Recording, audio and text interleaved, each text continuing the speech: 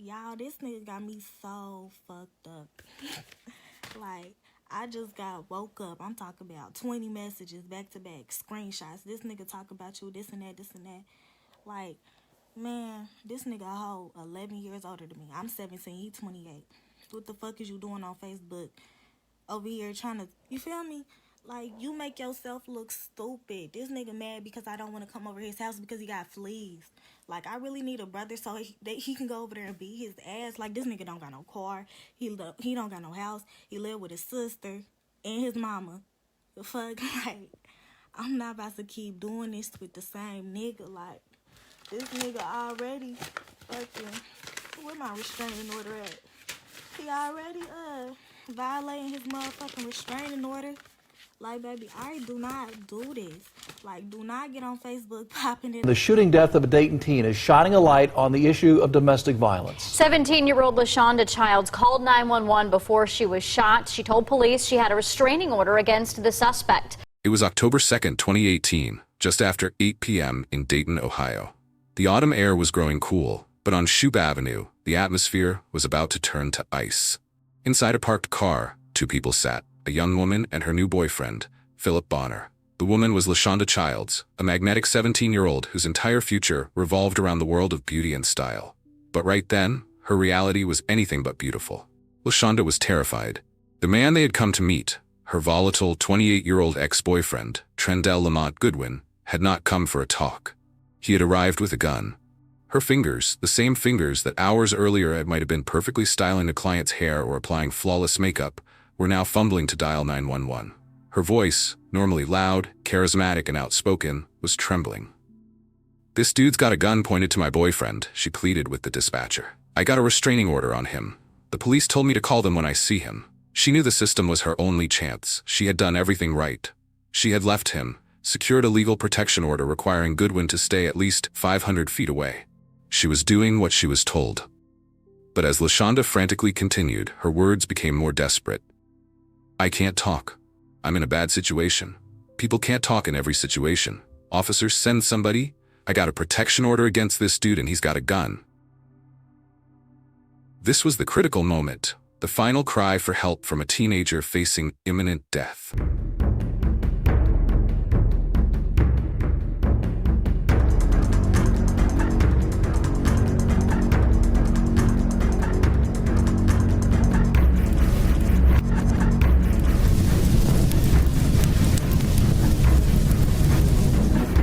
To understand the full measure of this loss, we must first meet the young woman who was stolen from the world. Lashonda Sharice Childs was born on October 5, 2000, in Dayton, Ohio. From the snippets of her life shared by her loved ones and through her own vibrant social media presence, a clear picture emerges. She was a force of nature. Lashonda was not a teenager struggling to find her path. She was a young woman already sprinting down the one she had chosen. Her mother, Nina Childs, along with her father, Joseph Childs, raised a daughter who was independent, charismatic, and fiercely determined. She was survived by her brothers, Jalon and Joseph Jr., and her sister Melissa, forming a large, loving family unit that often came together in the family home. In the midst of this bustling life, Lashonda had one other family member she adored, her beloved German Shepherd, Cannonball. Lashonda's passion was beauty. Her dream was clear: to become a professional cosmetologist and eventually own her own salon. Her home was often overtaken by her supplies, makeup, wigs, styling tools, as she practiced her craft, offering friends and family her services, from waxing eyebrows to creating elaborate hairstyles. This wasn't just a hobby, it was an entrepreneurial drive that she had already channeled into a legitimate business. At just 17 years old, Lashonda had already founded her own company, the Beauty Blender LLC. On platforms like Facebook, she was a true digital native, active, expressive, and engaging. Her videos and posts weren't just self-promotion. They were snapshots of a confident, determined young woman who loved to dance, loved to laugh, and loved to live out loud. She had the kind of ambition and talent that promised success far beyond the borders of Dayton. She was a budding professional, a sister, a daughter, and a friend, on the cusp of adulthood and professional fulfillment. Then, Trendell Goodwin entered her orbit. The fatal relationship began subtly, as these toxic dynamics often do. In September 2017, just a month shy of her 17th birthday, Lashonda connected with Trendell Lamont Goodwin online. The first, and perhaps most telling warning sign was his age. Goodwin was 28 years old, a full 11 years her senior. To bridge that enormous age gap, Goodwin lied. He told Lashonda he was only 20. She was still legally a child, yet she was entering into a relationship with a man who was nearly 30. A man whose life was already riddled with a deep history of violence. Goodwin was an adult who, by his late 20s, had amassed an astonishing criminal record. Records show he had been booked into the Montgomery County Jail approximately 15 times since 2011, with a history that included violent offenses against multiple women in his life, including his own mother and sister, as well as previous romantic partners. This was not a sudden descent into violence. It was a clear, documented pattern that the justice system had consistently failed to check. Initially, he played the part of the charming, attentive, older man. For a young woman full of aspirations, Goodwin may have initially seemed like stability, like a guide. But as the relationship intensified, the facade crumbled, revealing the profound possessiveness, insecurity, and rage that lay beneath. Lashonda, like so many victims of domestic violence, tragically mistook his controlling nature for a profound, albeit troubled, form of love. It's a common, heartbreaking fallacy, believing that intense jealousy is a sign of passion, when in reality it is the first shackle of control. When Londa eventually discovered that Trendell had lied about his age. From there, the abuse escalated and turned physical. Those around her noticed how controlling he had become, calling her dozens of times a day, sometimes up to 70, taking her phone, and even harassing her and her relatives. But being young and inexperienced, Lana mistook his possessiveness for love. Unaware of how dangerous things were becoming, on Christmas Eve of 2017, Leanda endured another terrifying encounter with Trendell in front of her family. He allegedly threw a drink at her before trying to drag her out of a car by her feet, convinced she had been texting another man. Just 2 months earlier, in a similar fit of jealousy, he had smashed her phone against a wall and tossed her purse into a sewer. These were only some of the many abusive incidents she faced, but the violence would only escalate. Then on January 31st, 2018, after Lunda told him she was going out with a friend, Trendell allegedly slapped her across the face. The argument spiraled. He threatened to knock her out, forced her from his home without clothes, and left her seeking help from nearby neighbors. But when she returned to gather her belongings, the situation worsened. Trendell dragged her back inside and refused to let her leave. When the police were called, they saw firsthand how dangerous he was. They could hear Lunda screaming from inside that Trendell wouldn't let her out. They forced the door open and arrested Trendell, but no one could have foreseen the tragedy that lay ahead. Over the next several months, the cycle repeated. Barely 3 weeks later, on February 19, 2018, the police were called again. Lashonda told officers that Goodwin had assaulted her yet again, hitting and biting her shoulder, leaving behind visible injuries. In the police report, the arresting officer noted that Londa had a fresh bite mark on her left shoulder, swelling on the left side of her face where she said Goodwin had struck her, and abrasions on the right side of her neck. He also recorded that Trendell's nose was bleeding, but despite his escalating violence, the justice system failed her. He served just 19 days of a 180-day sentence for misdemeanor assault. He was told to stay away from Lashonda and seek counseling. But what was more shocking was what happened next. While he was locked up, Lashonda wrote a letter to the judge overseeing his case, pleading for Trendell's release. She described Trendell in the letter as kind-hearted and family-oriented, insisting he is a good guy. She may have genuinely believed that if he were released, he would change, or that her loyalty would somehow earn his protection and devotion. Or perhaps she was terrified of the consequences of keeping him locked up. The motivation, whatever it was rooted in a survival instinct twisted by trauma. The judge listened. Despite his extensive, documented history of violence, and despite the severity of the charges, Trendell Goodwin was released. He served only 19 days of the 180-day sentence he was initially handed down. This failure, this moment when the victim herself was used as a tool to undermine the law's protection, was a devastating inflection point. The system gave Lashonda back to her abuser, validating his violence and teaching him a dangerous lesson. There were no real consequences for harming her. Goodwin was free, and the violence that followed was exponentially worse. His release marked the final, terrifying escalation of his rage. If the previous assaults had been about physical control, the next attacks were about psychological warfare and outright destruction. The abuse escalated from mere punches and bruises to acts of sadistic cruelty. The most shocking of these, one Lashonda would later reveal in her frantic viral posts, involved fire. In a terrifying display of malice, Goodwin grabbed one of Lashonda's signature wigs, a tool of her trade, a symbol of her ambition and identity, set it ablaze, and threw the burning object directly at her. The act caused her burns and was a clear, unambiguous attempt to not only hurt her physically, but to destroy the very core of her livelihood and self-esteem. Lashonda had been burned, literally and figuratively, by his hatred. The final straw wasn't the pain. It was the realization that this man would never stop until he had consumed her entirely. This realization finally gave her the courage to make a definitive break and seek permanent protection. By the late summer of 2018, Lashonda broke off the relationship for good. She sought and was granted a criminal protection order, legally requiring Trendell Goodwin to stay at least 500 feet away from her. A protective order is a solemn promise from the state: you are safe now. But for a man like Goodwin, whose entire identity was rooted in possessive control, that paper was nothing more than a declaration of war. He did not recognize the law. He only recognized his own unfulfilled need for dominance. Goodwin immediately began violating the order, but not subtly. He showed up at the home of Lashonda's family in Dayton, and in an act of calculated terror, opened fire on the residents, spraying bullets into the house. This was no longer just an assault. It was an attempted execution, a clear signal that he intended to kill not just her, but potentially anyone who stood in his way. This incident was documented in a Dayton police report. Goodwin wasn't hiding. He was taunting her and the police publicly. He took to social media, using the very platform Lashonda used for her business and social life, to issue open death threats. He was broadcasting his intent.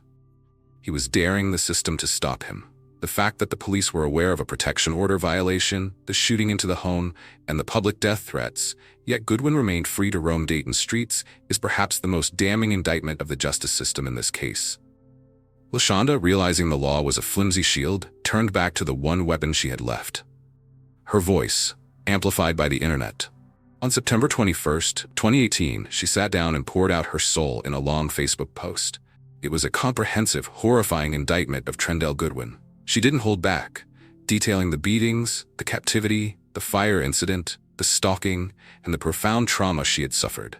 She didn't just expose him. She exposed his living conditions, his lack of a job, and his dependence on his mother and sister, elements the police search later confirmed. She was hitting him where it hurt most: his pride and his perceived masculinity. The post went viral, lighting up social media feeds across Dayton. It was a digital scream for justice, but it was also, tragically, her death warrant. The post, however, contained a darker, more complex layer of the toxic dynamic that few outside the relationship truly understood. In later court proceedings, Goodwin's defense would bring up a previous Facebook Live video where Lashonda, in a moment of intense emotional volatility, had insulted him, admitted to physically assaulting him. "I beat him up and busted his lip," and even threatened to run him over with a car.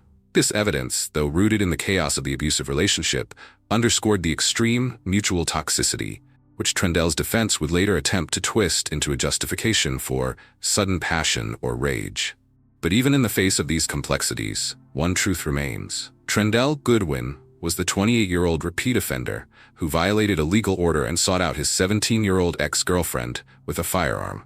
He was humiliated by the viral post, his reputation destroyed in the digital town square, his possessiveness curdled into homicidal rage. He began texting and calling, luring her to Shoup Avenue under the guise of finally seeking closure. Lashonda, perhaps still operating under the delusion that she could reason with him, agreed to meet. It was a fatal mistake, one she had warned the world about. Her family would later reveal that Trendell had lured them there, pretending it would be a chance to talk and move on. Instead, it was a trap. What no one knew was Trendell had been bitter about Landanda's Facebook post. She had exposed him to the world, and he wasn't letting her free. Right at that moment, everything she had feared was unfolding before her eyes. On that faithful day of the meeting, Trendell appeared with a gun, ready to shoot. That was when Landa quickly made the frantic 911 call, her voice filled with panic. She told the dispatcher Trendell had a gun pointed to her boyfriend's head and that she had a restraining order on him. Philip Bonner, her new boyfriend, realized they couldn't wait. They tried to flee, peeling away from Shoup Avenue in their car. But Trendell Goodwin had one final, malicious act of control left in him. He jumped out of the way, pulled his gun, and opened fire, shooting multiple shots into the fleeing vehicle. One bullet pierced the rear of the car and struck Lashonda in the head. The frantic 911 call ended with a sudden, deafening silence. Philip Bonner sped toward the nearest hospital, Grandview Medical Center. Lashonda was rushed inside with a devastating gunshot wound. Police arrived at the Shoup Avenue address only to find the crime scene already deserted, the victim gone, and the alley cordoned off by neighbors horrified by the woman's screams and the sound of gunfire. For a short while, hope flickered. Doctors fought to save the 17-year-old girl. But the fight was lost. On October 3, 2018, just before 9 a.m., Lashonda Childs was pronounced dead. She died just 2 days before what should have been a landmark day for her 18th birthday. Instead of a celebration of life and a coming of age, her family was left to plan a funeral, staring into an abyss of grief and anger. Her young life, defined by independence, ambition, and a limitless future, was cut brutally short by the violence of a man who refused to let her go. Meanwhile, the police were in pursuit. They quickly identified Goodwin as the primary suspect. His documented history, the recent shooting into her house, and Lashonda's viral Facebook post made the motive and the identity of the killer instantly clear. Within hours, Trendell Lamont Goodwin was tracked down and taken into custody. He was formally charged with a litany of serious offenses related to the October 2nd incident: murder, felonious assault against both Lashonda and Bonner, discharge of a firearm on or near prohibited premises, and violation of a protection order. The irony of the judicial timeline was agonizing. Goodwin's first court hearing was set for October 5, 2018, the exact day Lashonda Childs would have turned 18 years old. The day that should have marked her passage into adulthood instead marked the beginning of her killer's formal reckoning. Bond was set at $1 million.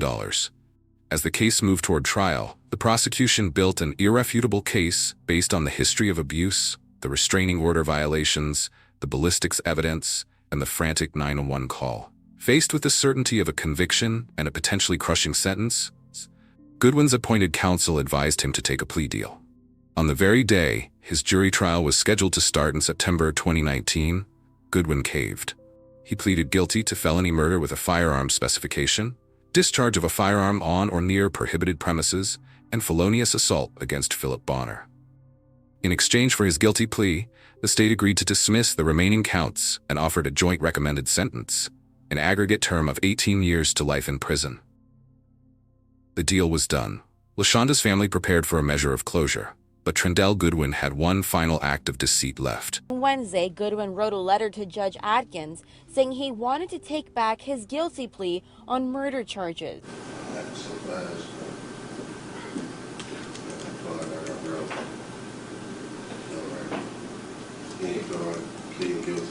Goodwin's deal for a shorter sentence could be off the table if he makes an official motion to plead not guilty and go to trial. And the court's commitment to you that it would be 18 to life is gone at that point in time. I just want you to be aware of that. Goodwin telling Judge Atkins he didn't understand what he was agreeing to when he pled guilty on Monday. This guy told me if I understand something, look at him. When I did something, he looked down. Okay. He told me to answer the question for me. Judge Atkins agreed to allow Goodwin to fire his attorney and bring on a new one to look into the matter. Some of the rules about attorney-client privilege are gone at that point in time. Not all of them, but some of them. That lawyer will have to file an official motion with the court to plead not guilty. The trial court emphasized that Goodwin had been competently represented and had received a full and extensive plea hearing. The defense's attempt to argue that the confrontation was a result of sudden passion or fit of rage, brought on by Lashonda's previous threats and insults, was deemed insufficient to overturn the plea for murder. In November 2019, the judge formalized the sentence. Trendell Lamont Goodwin was sentenced to 15 years to life for the murder, plus an additional 3 years for the firearm specification, to be served consecutively. His aggregate sentence was 18 years to life in prison, making him ineligible for parole until 2038. The legal battle ended there. Trendell Goodwin appealed the decision, trying again to withdraw his plea, but the Court of Appeals swiftly affirmed the trial court's judgment. Lashonda Childs finally received justice, but the price was her life. What makes Lashonda's story so chilling is that she predicted this end. Just hours before the shooting, she had posted a long, furious, and public message on Facebook, airing all of Trendell Goodwin's abuse to the world. This was a digital cry for help that went viral, a desperate maneuver to use public shame and exposure as a shield against a man who believed he owned her. The story of Lashonda Childs is a mirror reflecting the horrifying failures that allow abusers to walk free and continue their violence. Her memory is not just a tragic headline, it's an urgent call for change in our legal systems and a demand for better awareness within our communities. Lashonda's life ended because her perpetrator valued control more than her life, and because the warnings, both digital and documented, were tragically dismissed. We want her legacy to be a shield for others. Remember the signs, the pattern of violence, the public threats, the feeling that you have to protect your abuser. Do not go back. Do not negotiate. Value your safety above all else. What did you take away from Lashonda's devastating story? We want to hear your thoughts and insights in the comments below. If you found this investigation meaningful, please help us keep telling these crucial stories. Hit the like button, share this video with someone who needs to hear this message, and most importantly, subscribe to 24/7 True Crime Chronicles. We release new, in-depth true crime stories every week, dedicated to bringing you the facts and the lessons learned from the world's most vital cases.